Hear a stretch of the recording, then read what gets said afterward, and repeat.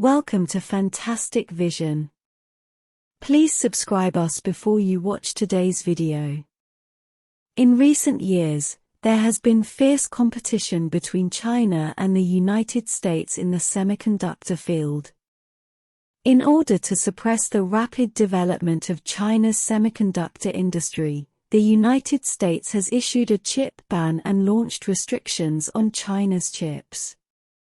In the context of the United States' continuous increase in chip bans, China has also launched reciprocal countermeasures. In July this year, China's General Administration of Customs and the Ministry of Commerce jointly announced export restrictions on rare metals such as germanium and gallium, which will be officially implemented from August 1. As the time for officially restricting the export of germanium and gallium gradually arrives, countries such as Europe and the United States are becoming more and more panicked. After all, China controls more than 90% of the world's germanium and gallium exports, and germanium and gallium are not only the strategic reserve resources of various countries, but also essential raw materials in many fields such as semiconductors, military industry, medical care, and artificial intelligence. For a long time, the United States, Japan, South Korea, and EU countries have basically relied heavily on imports from China for germanium and gallium. In the face of China's restrictions on the export of germanium and gallium, European and American countries have also begun to take various countermeasures. For example, the Netherlands immediately asked China to respond. The United States is clamoring to find a solution together with its allies, and also said that China's restrictions on germanium and gallium are not beneficial to the development of China's related industrial chains. Japan and South Korea want to find countries with related minerals for joint mining and cooperation. According to relevant news, Japan has signed a so-called rare earth development agreement with Saudi Arabia, and the United States, South Korea, and Mongolia have also reached an agreement on the export of rare metals. However, judging from the current situation and the relevant industrial chains and technologies mastered by various countries, this measure cannot alleviate the shortage of rare metals such as germanium and gallium in a short period of time. According to news from South Korea's germanium and gallium reserves are less than half of the target reserves, which are basically enough for South Korea to use for about 20 days. And lithium reserves can only be used for 6 days. The reserves of Japan and the United States are similar to those of South Korea, and the United States basically has no reserves in gallium. Whether it is the cooperation between Japan and Saudi Arabia, or the cooperation between the United States, South Korea, and Mongolia, it is impossible for them to mine enough germanium, gallium and other minerals in a short period of time and transport them back to China. What's more, rare metals such as germanium and gallium exist in the form of associated ores. After mining, they must go through steps such as smelting, separation, and finishing before they can become raw materials that can be used in the semiconductor and military energy fields. At present, core technologies such as smelting, separation, and finishing are basically only owned by China. Even if Japan and the United States start to develop related technologies from now on, it is estimated that it will take at least 1 or 2 years.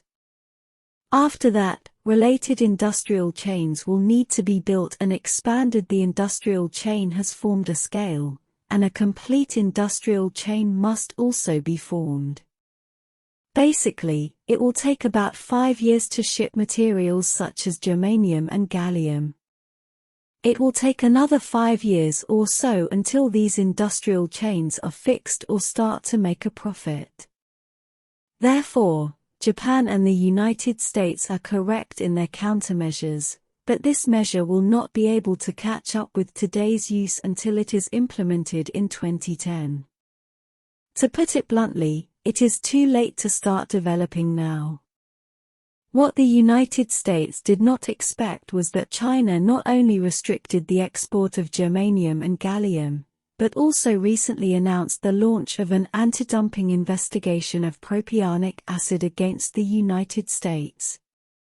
Some people may wonder why China's restriction of germanium and gallium exports is a countermeasure against the United States, and the anti-dumping investigation of propionic acid in the United States is also a countermeasure against the United States. Isn't China worried that after the anti-dumping investigation on propionic acid in the United States will restrict the export of propionic acid? Looking at a set of data first, the market share of American propionic acid in the Chinese market exceeds 50%, which is an absolute dumping position. Propionic acid is a chemical product used in the production of preservatives, herbicides, and other products.